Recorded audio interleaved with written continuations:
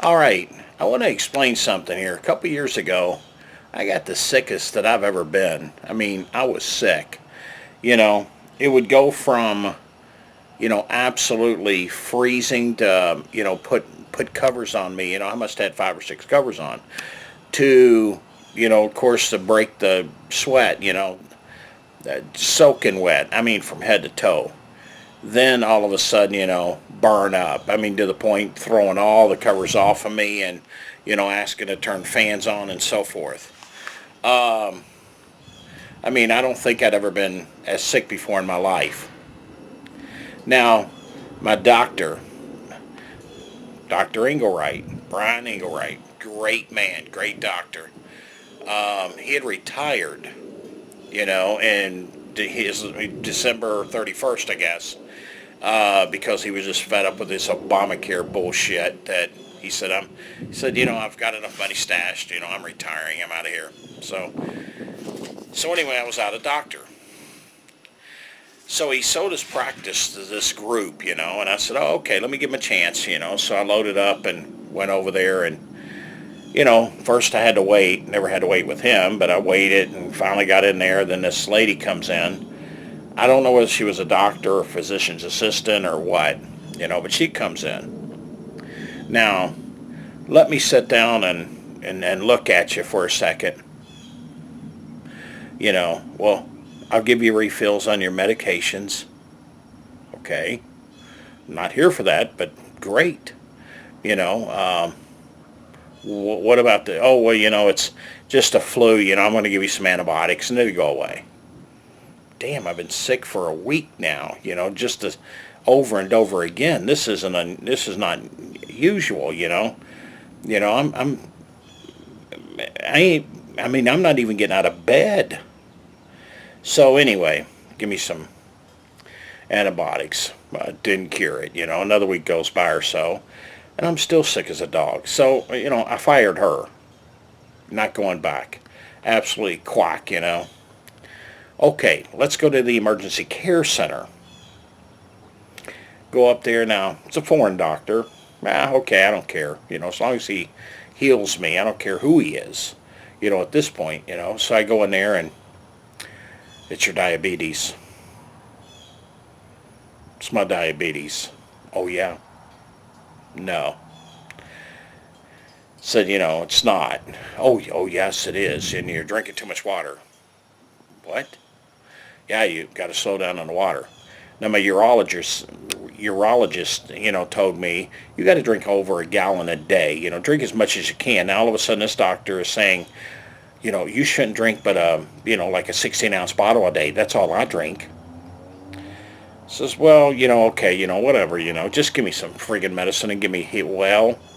So again, I did a little urinalysis. Now there had to be blood in it, but of course, comes back and gives me antibiotic and tell me to stop drinking so much water. Okay, well maybe he's a doctor, maybe he knows what he's talking about. So more antibiotics, stop drinking, as much water. I would say now I'm not drinking much. I'm in bed, 24/7, freezing, then the sweats and have to change the sheets and then burning up, just over and over again cycle. I mean, by the time I burn up, the next thing I do is I'm starting to, and I'll shake. That's how bad, that's how cold I am. Just laying there shivering like I'm in snow. Well, they got fired. It's like, what the frig, I can't get well. So anyway, that's when I figured out I had to do something else. All right, but now I just really couldn't take it too much longer. It's like, man, I've been sick and dying for over 3 weeks now. I mean, I can't even work. It's that bad. And it's the same thing over and over, freeze, sweat, burn up. So finally I said, well, I don't know what to do anymore. So one of my buddies said, hey, go to my doctor. He's right up the street from you. Go there and see what he says. At this point, nothing can hurt, but it's like, frig, I've already spent how much money on these other doctors and the medicine they gave me, and I'm off work for 3 weeks, and I'm still not healed. So go to this doctor, make an appointment, walk in. They look at me, and you got to go to the hospital. We got to get some tests run. Now, there's a hospital right next door, a mile and a half from my house, but no, we can't go there. You have to go to another hospital like 15 miles away, which, okay, that's not too bad.